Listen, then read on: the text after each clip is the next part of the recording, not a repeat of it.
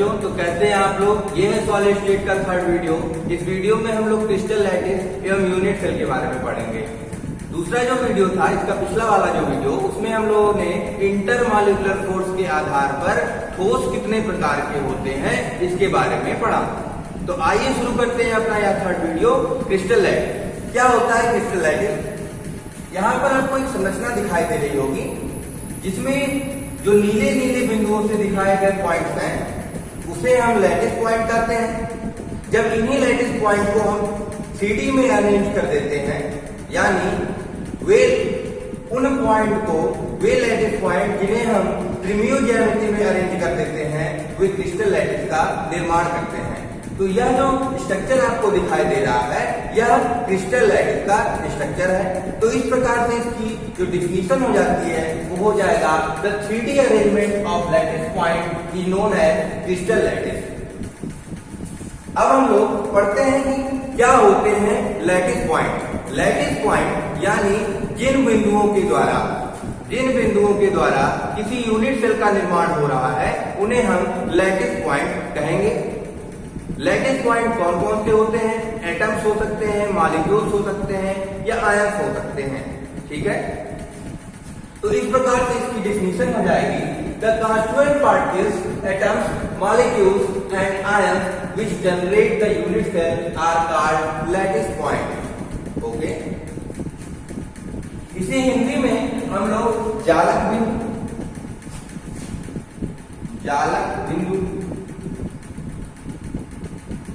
तथा crystal lattice को crystal निकाय के नाम से जानते हैं।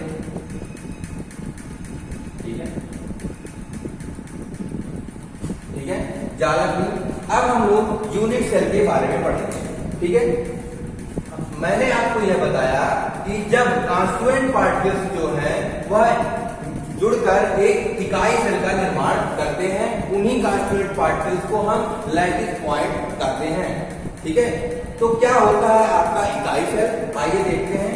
इसे हम एकक कोशिका या इकाई सेल के भी नाम से, एकक सेल के नाम से जानते हैं। तो वह सबसे छोटा भाग, क्रिस्टल लैटिस का वह सबसे छोटा भाग जिसे बार बार रिपीट करने पर हमें क्रिस्टल लैटिस प्राप्त हो, उसे हम यूनिट सेल कहते हैं। ठीक है, the smallest part of complete lattice which when repeat again and again in all possible direction result in the formation of crystal lattice is known as unit cell। ठीक है, मतलब ये जो चित्र आपको दिखाई दे रहा है, इसमें ये जो शेडेड भाग है वह आपका यूनिट सेल है। इसे जब अनेक डायरेक्शन में, अलग अलग डायरेक्शन में हम रिपीट करते हैं तो एक संपूर्ण क्रिस्टल लैटिस का निर्माण होता है। ठीक है, अब हम लोग डिटेल डिस्कशन करेंगे क्या होता है आपका यूनिट सेल। ठीक है, उसके बाद हम लोग पढ़ेंगे टाइप्स ऑफ यूनिट सेल के बारे में। ठीक है, तो आइए देखते हैं क्या होता है यूनिट सेल।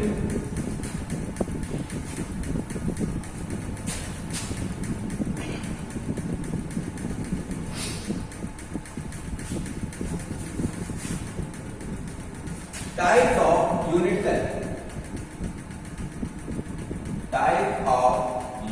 सेल, मतलब एकक सेल की प्रकार।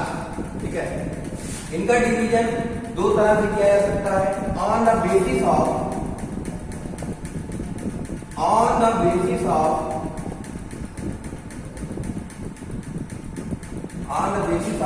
डायमेंशंस। ठीक, दूसरा जो प्रकार है वो है on the basis of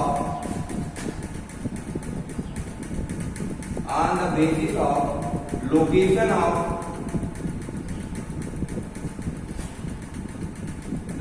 of lattice point. जालक बिंदु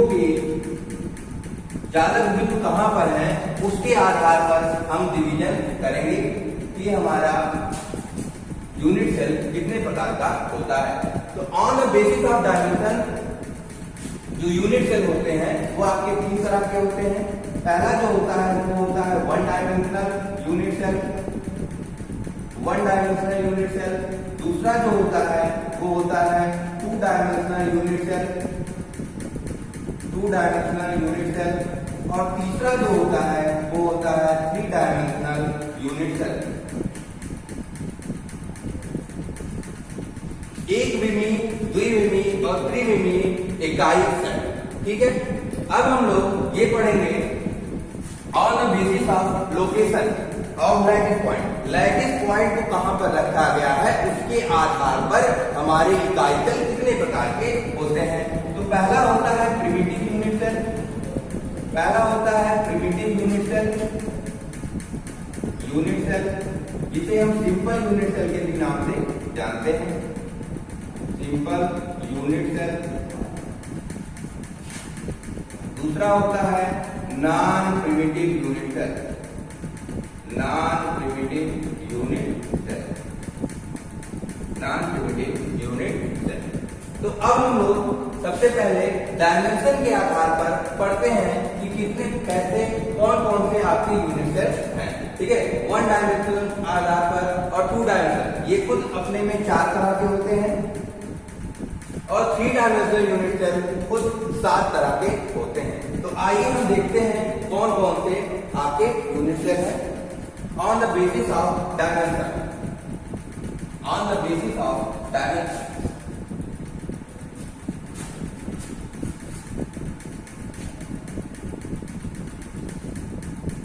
ठीक, one dimension unit cell, one dimension unit cell. ठीक, मान लीजिए ये आपकी लैटिस पॉइंट,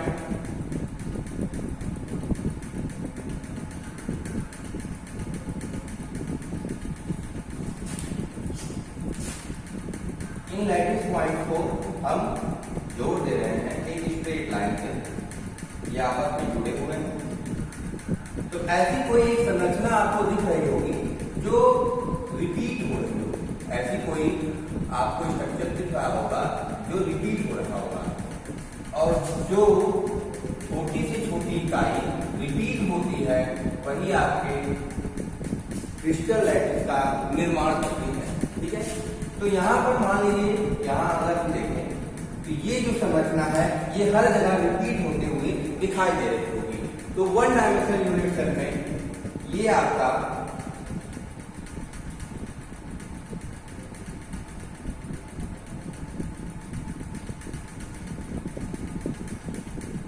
जो हो जाएगा वो क्या हो जाएगा, वन डायमेंशनल यूनिट सेल हो जाएगा। ठीक है, इसी तरह से अब हम देखेंगे two dimensional unit cell, two dimensional unit cell, two dimensional unit cell. ठीक है, टू डायमेंशनल यूनिट सेल के लिए हम कुछ अलग पॉइंट ले लेते हैं, जैसे ये आपके कुछ पॉइंट्स हैं, लैटिस पॉइंट है, लैटिस पॉइंट है इस तरह से।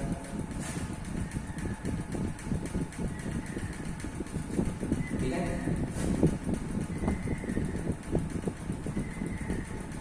मान लीजिए मैं इसको इसको इसको इस तरह से मिला दे रहा हूं। ठीक है, तो एक लैटिस पॉइंट इसी तरह के अलग अलग अलग अलग यूनिट सेल आपको मिलेंगे। ठीक है, तो अगर आपको ये एक यूनिट सेल मिल रहा है, इस तरह का कोई यूनिट सेल मिल रहा है, ये आपके लैटिस पॉइंट्स हैं, ये आपकी दूरी A है और ये आपका B है, इनके बीच एंगल 90 डिग्री है, यानी A बराबर B और अल्फा बराबर 90 डिग्री है। तो यह आपका स्क्वायर यूनिट सेल हो जाएगा, स्क्वायर यूनिट सेल हो जाएगा। ठीक है, इसी तरह से सेकेंड डायमेंशन में अगर यही यूनिट सेल आपका है जिसमें ए नॉट इक्वल टू बी है बट गामा इक्वल टू आपका 90 डिग्री है, तो यह जो यूनिट सेल होगा वह रेक्टेंगुलर यूनिट सेल होगा, यूनिट सेल होगा। यदि आपका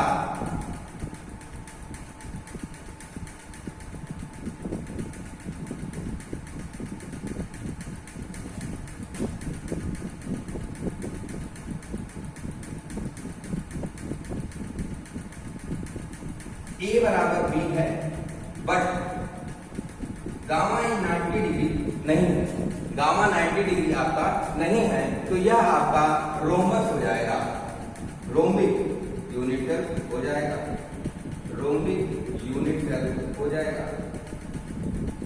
ठीक है, इसी में जो आपका चौथा यूनिट सेल होता है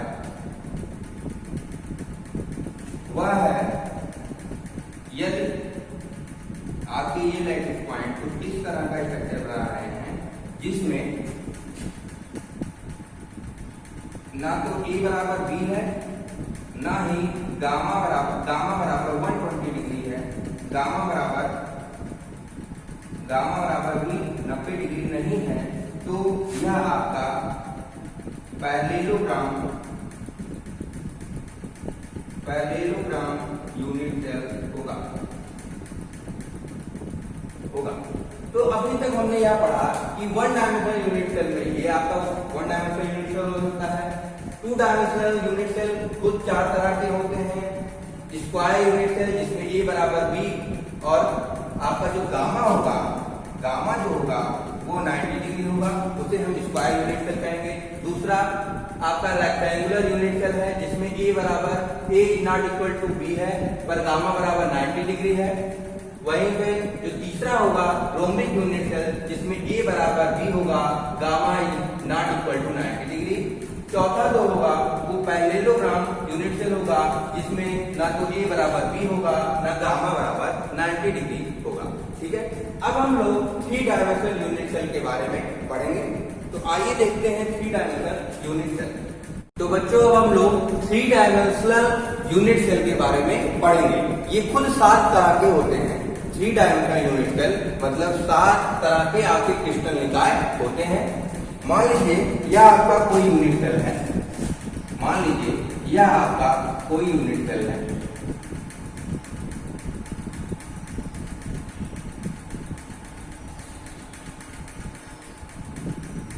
मान लीजिए यह आपका कोई यूनिट सेल है, इसकी लेंथ A है, ब्रेड्थ चौड़ाई B है, वह हाइट C है, तो हम लोग इसको ये जो आपका लेंथ है इसे हम एक्सियल लेंथ के नाम से जानते हैं। Axial length A B C और एक्सियल एंगल एक्सिस पे बने जो एंगल्स हैं वो कौन कौन से हो सकते हैं। इसको याद करने के लिए हम ऐसे कर सकते हैं ट्रिक कि A B C लिखें, उसके नीचे लिखिए अल्फा बीटा और गामा, अल्फा बीटा और गामा। ठीक है, अब अगर हमें पता करना है A और B के बीच में कौन सा एंगल है तो यह कैसे पता चलेगा। ना तो ये होगा आपका ना ये होगा, तो A और B के बीच में जो एंगल हो जाएगा वह कौन सा हो जाएगा, गामा। ठीक है, उसी तरह से अगर हमें B और C के बीच में एंगल पता करना है तो कौन सा हो जाएगा, B और C के बीच में तो ना तो ये होगा ना तो ये होगा ना तो ये होगा, कौन सा हो जाएगा B और C के बीच में आपका हो जाएगा अल्फा। फिर है अगर हमें पता करना है A और C के बीच में कौन सा एंगल होगा, A और C के बीच में कौन सा एंगल होगा तो ना ही अल्फा होगा ना गामा होगा, कौन सा हो जाएगा A और C के बीच में आपका हो जाएगा बीटा। ठीक है, बीटा।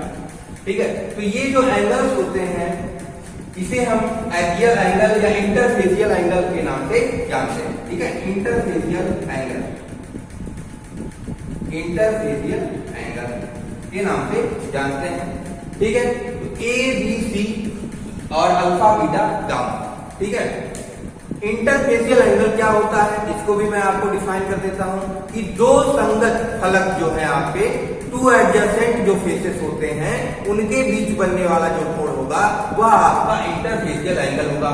जैसे कि मान लीजिए ये जो फेस है, सामने वाला जो फेस है और उसके बगल वाला जो ये वाला फेस है, इन दोनों के बीच जो बनने वाला होगा A और B के बीच बनने वाला जो कोण होगा, एंगल होगा, वह कौन है, गामा है। ठीक है, वो एक इंटरफेसियल एंगल है। इसी के आधार पर सात तरह के आपके 3 डायमेंशनल क्रिस्टल निकाय बनाए गए। ठीक है, कोई कौन कौन से हैं? Cubic, tetragonal, orthorhombic, monoclinic, triclinic, hexagonal और रोम्बोहेड्रल।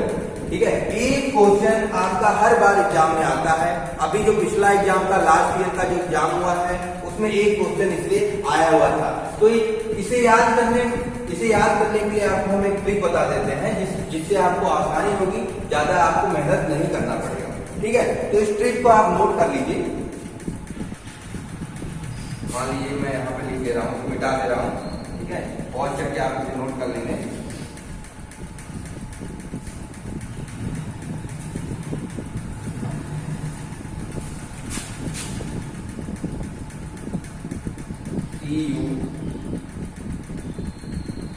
CUTE क्यूब आवर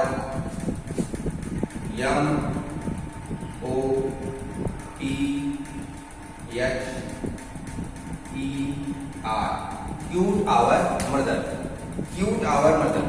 ठीक है, इस ट्रिक से हम लोग ये 7 तरह का क्रिस्टल सिस्टम बना सकते हैं। क्यूब से CU से आपका हो जाएगा क्यूबिक, TE से हो जाएगा टेट्रागोनल, O से हो जाएगा ऑर्थोरोम्बिक, M से हो जाएगा मोनोक्लिनिक, T से हो जाएगा ट्राइक्लिनिक, S से हेक्सागोनल और R से रोम्बोहेड्रल। ये आसान ट्रिक है जिससे आप इसे याद कर सकते हैं। तो ये हो गया, पहले 7 क्रिस्टल्स को लिख सकते हैं। फिर कैसे लिखेंगे हम? एक्सियल लेंथ और इंटरफेसियल एंगल में सर कौन सा बराबर होगा, कौन सा अनइक्वल होगा, कौन सा इक्वल होगा, ये कैसे डिसाइड करेंगे? तो सबसे पहले आप क्या करेंगे, इस तरह से ए बी सब में A equal to B equal to C लिख देंगे, सब में सातों में आप लिख देंगे। फिर यहाँ पर एक अलग से आप अपना याद करने के लिए कॉलम बना सकते हैं कि अनइक्वल का। यहाँ पे 0 लिखा हुआ है तो इसमें कोई भी आपका अनइक्वल नहीं होगा, मतलब सारे इक्वल रहेंगे। फिर 1 लिखा हुआ है, 1 इसमें क्या रहेगा? अनइक्वल होगा। और हम इधर से चलेंगे तो ये 1 कट गया। फिर इसी तरह से 2 अनइक्वल है तो 2 कट कर दीजिए, 2 कट है, 2 कट 2, फिर यहाँ 1 0। ठीक है, कैसे इसको याद करेंगे? इसके लिए हम 0 1 2 यहाँ नीचे से लिख सकते हैं, 0 1 2 और यहाँ पे 2। ठीक है, तो आसान है ये। पहले हम तीनों में क्या लिखेंगे? A equal to B equal to C।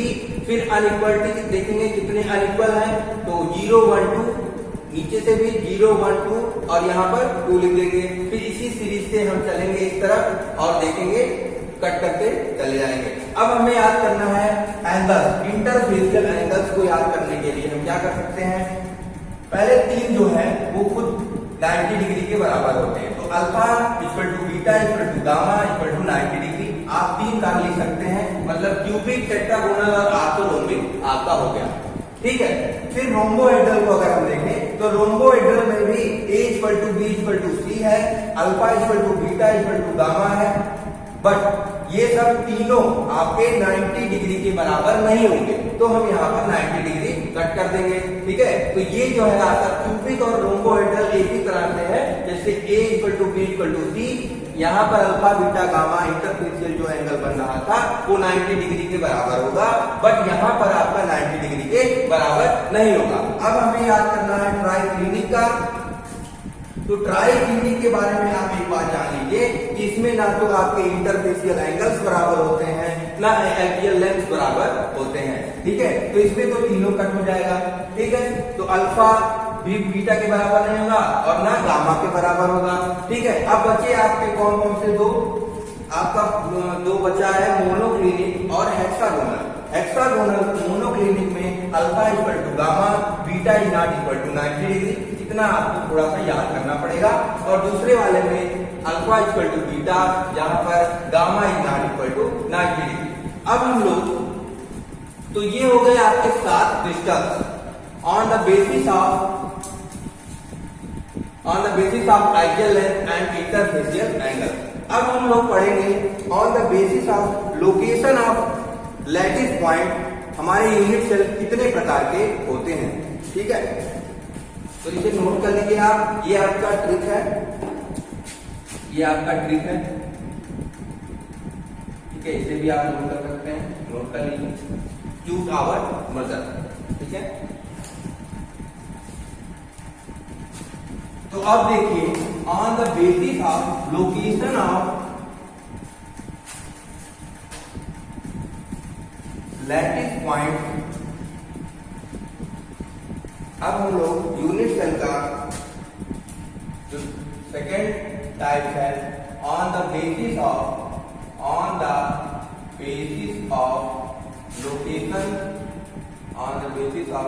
Location of lattice point, इसके आधार पर डिवीजन करेंगे। ठीक है, तो पहला जो होता है इसमें वो होता है प्रिमिटिव यूनिट सेल। ठीक है, प्रिमिटिव यूनिट सेल, मान लीजिए ये आपका कोई यूनिट सेल है, मान लीजिए यह आपका कोई यूनिट सेल है। यदि आपके इस यूनिट सेल पे जो कॉर्नर्स बने हुए हैं, कॉर्नर्स पे आपके लोग लैटिस पॉइंट्स, आपके जो लैटिस पॉइंट है वो कॉर्नर्स पे हैं, तो वो आपका कहलाएगा प्रिमिटिव यूनिट सेल। इसे हम सिंपल क्यूबिक यूनिट सेल भी कहते हैं, सिंपल क्यूबिक यूनिट सेल के भी नाम से जानते हैं। ठीक है, सिंपल क्यूबिक यूनिट सेल के नाम से जानते हैं। ठीक है, तो ये हो गया आपका प्रिमिटिव यूनिट सेल, जहां पर जो आपके क्यूब हैं उसके साथ 8 कोनों के, सॉरी 8 जो कोने होते हैं उस पे लैटिस पॉइंट है।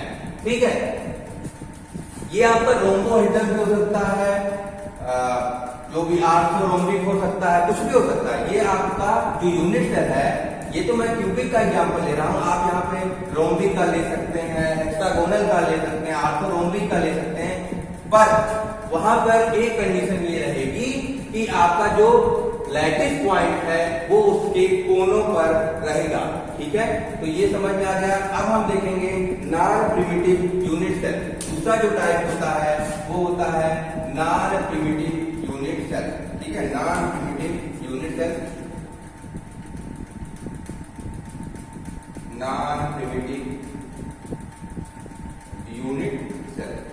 ठीक है, नॉन प्रिमिटिव यूनिट सेल ये कुछ 3-4 तरह के होते हैं। पहला जो होता है वो होता है बॉडी सेंटर्ड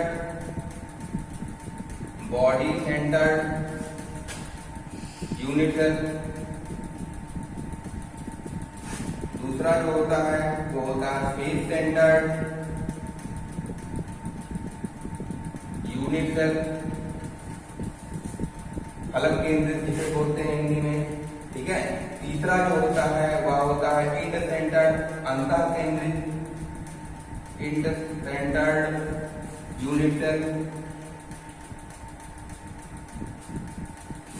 चौथा जो होता है उसे हम एज सेंटर्ड यूनिट सेल भी कहते हैं, एज सेंटर्ड यूनिट सेल। ठीक है, एज सेंटर्ड यूनिट सेल। ठीक, तो ये हो गया नॉन प्रिमिटिव यूनिट सेल। यानी प्रिमिटिव यूनिट सेल वे हैं जिसमें कॉर्नर्स पर आपके लैटिस पॉइंट उपलब्ध होंगे। नॉन प्रिमिटिव यूनिट सेल वे होते हैं जिसमें कॉर्नर्स के अलावा भी आपके बॉडी पर, फेस पे तथा इंड सेंटर्ड और एज पे आपके लैटिस पॉइंट मिलेंगे, तो वे आपके नॉन प्रिमिटिव यूनिट सेल होंगे। तो आइए अब हम लोग डिटेल डिस्कशन करते हैं body centred unit cell, face centred और इंड और एज सेंटर्ड यूनिट सेल के बारे में। ठीक है,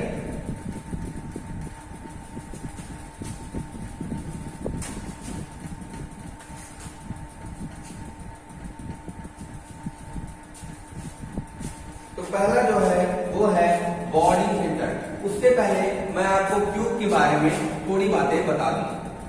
मान लीजिए ये आपका कोई क्यूबिक सिस्टम है। ठीक है, ये आपका कोई क्यूबिक सिस्टम है। ठीक है, तो जो क्यूब होता है इसमें जो कॉर्नर्स होते हैं या जो फेसेस होते हैं वो कितने होते हैं? 1, 2, 3, 4, 5, 6, कितने फेस हो जाएंगे? 6। ठीक है। एज कितने होते हैं? एज 1 2 3 4 और 4 से 12, कितना हो जाएगा? 12, ठीक है। और क्या होता है? कॉर्नर्स होते हैं इसमें। कॉर्नर्स कितने होते हैं? कोने 1 2 3 4 5 6 7 8, कितने हो जाएंगे? 8 कॉर्नर्स हो जाएंगे, ठीक है। और कुछ? बस कॉर्नर्स हो गए। मान लीजिए इसका मैं पूछ रहा हूं कि, ठीक है, बॉडी डायगोनल्स अगर मैं पूछता हूं, ठीक है, बॉडी डायगोनल्स कितने हो जाएंगे? ठीक है, इसके बीच से, ये जो बॉडी से इसके बीच से यहां से जाए, एक इधर से हो जाएगा, एक इधर से हो जाएगा, एक इधर, कितने हो जाएंगे? 4, ठीक है। फेस डायगोनल्स कितने हो सकते हैं? कितने हो जाएंगे? 6 फेसेस हैं, एक फेस पर 2 डायगोनल बन सकता है, इधर से, तो कितने हो जाएंगे? 12। मतलब इसके 6 फलक होते हैं, कॉर्नर 8 होते हैं, बॉडी डायगोनल 4 होते हैं, डायगोनल्स यानी विकर्ण, ठीक है, फेस डायगोनल्स 12 होते हैं, ठीक है। तो अब हम लोग देखते हैं, तो आइए अब हम लोग देखते हैं कि बॉडी सेंटर्ड यूनिट सेल क्या होता है। Body centred unit cell, body centred unit cell जो है वह नॉन प्रिमिटिव यूनिट सेल का उदाहरण है। इसका मतलब यह है कि कॉर्नर्स के अलावा भी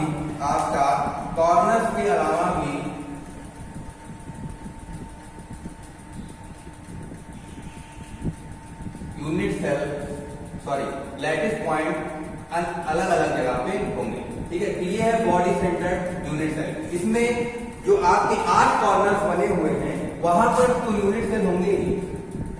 एक जो यूनिट सेल होगा वो बॉडी के बीच में, मतलब इस क्यूब के जो बॉडी है उसके बीचों बीच होगी, ठीक है। इसे हम कहेंगे बॉडी सेंटर्ड यूनिट सेल, ठीक है, बॉडी सेंटर्ड यूनिट सेल। दूसरा जो होता है वो है face centred unit cell. Face centred unit cell, face centred unit cell. Face centred unit cell में क्या होता है?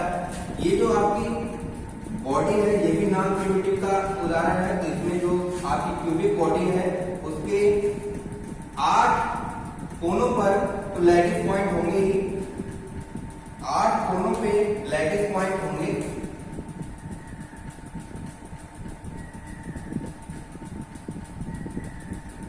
और जो 6 फलक है इसके उस पर भी आपके लैटिस पॉइंट होंगे। तो मान लीजिए एक यहाँ पर, एक पीछे वाला, ये 1 2 3 4 5 और ये 6, ठीक है। तो 6 फलक पर भी आपके ये सामने वाला है, ठीक है, यहाँ से, और ये जो है बैक साइड है, ठीक है। तो ये आपका दिख रहा होगा 3D में, आप इमेजिन करिए। तो ये आएगा फेस सेंटर्ड यूनिट सेल, ठीक है। अब इसके बाद हम लोग पढ़ेंगे कि इंड सेंटर्ड यूनिट सेल यानी अंतः केंद्रित इकाई सेल क्या होता है। ये हो गया आपका फलक केंद्रित। अब हम पढ़ेंगे अंतः केंद्रित। तीसरा जो है वो है end centred unit cell. End centred unit cell, end centred unit cell, ठीक। इंड सेंटर्ड यूनिट सेल भी एक नॉन प्रिमिटिव का एग्जांपल है।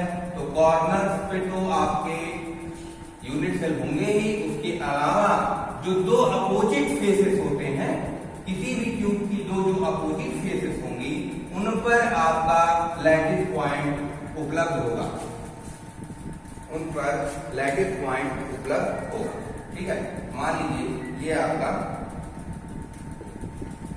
ये लैटिस पॉइंट 8 कॉर्नर्स के अलावा इसके 2 अपोजिट फेसेस जो होंगी उस पर, ठीक है। 2 अपोजिट फेसेस कौन कौन से हो सकते हैं? जैसे कि मान लीजिए यहां पर है, ठीक है, इन दोनों के में हो, या ऐसे ही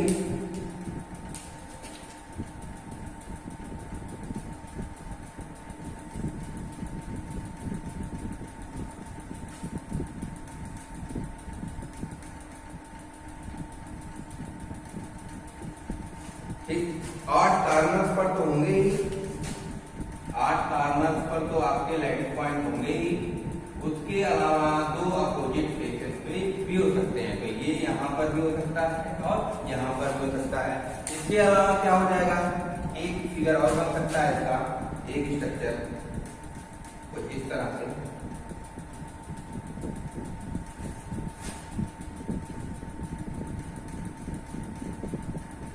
ठीक, इसमें क्या हो रहा है कि जो आपके लैटिस पॉइंट है वो कॉर्नर्स पर है और ये 2 अपोजिट फेसेस ऊपर, और ये कॉर्नर्स पे हो गया, ठीक है। और कहाँ हो सकते हैं, यहाँ हो गए, यहाँ हो गए, यहाँ आगे पीछे, ठीक है। एक यहाँ पे हो, एक इसके सामने वाले पे हो, ठीक है। तो इस तरह से आपके ये 3 फिगर बन सकते हैं आपके इंड सेंटर्ड यूनिट सेल के, ठीक है। अब इसके बाद हम लोग जो चौथा होता है वो एक हाइपोथेटिकल है, ठीक है। उसे हम बोलते हैं edge centred unit cell, edge centred unit cell. इसे मैं मिटा दे रहा हूं, ठीक है, यहीं पे बना देते हैं एज सेंटर्ड यूनिट सेल। तो जो आपका क्यूब होता है, क्यूब जो होता है उसके पास 12 एजेस होते हैं, 12 एज होते हैं।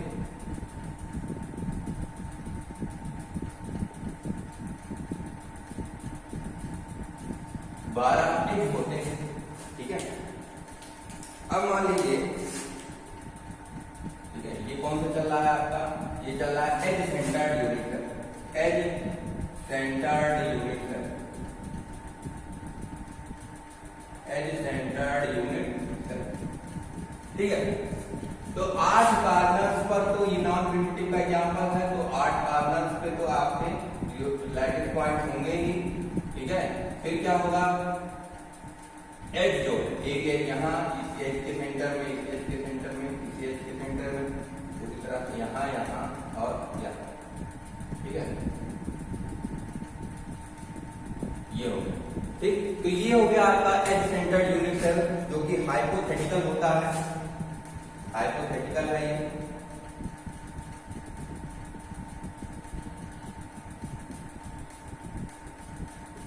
हाइपोथेटिकल है, ठीक है।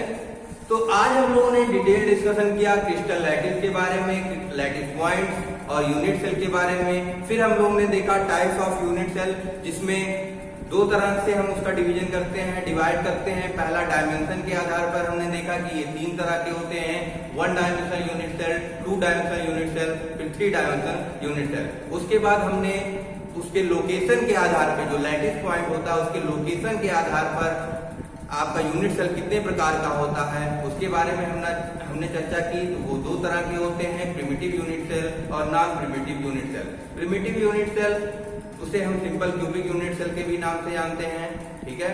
फिर नॉन प्रिमिटिव यूनिट सेल कुछ 4 तरह के होते हैं, body centred unit cell, face centred unit cell, edge centred unit cell और इंड सेंटर्ड यूनिट सेल। अब इसके बाद हम लोग पढ़ेंगे कि जो लैटिस पॉइंट है उनका कंट्रीब्यूशन कितना होता है, आपका किसी भी यूनिट सेल का कंट्रीब्यूशन कितना होता है आपके लैटिस में, या जो आपका जो लैटिस पॉइंट है उसका कितना कंट्रीब्यूशन होगा किसी भी यूनिट सेल में, ठीक है। तो पढ़ाई करते रहिए, थैंक यू, हैप्पी लर्निंग।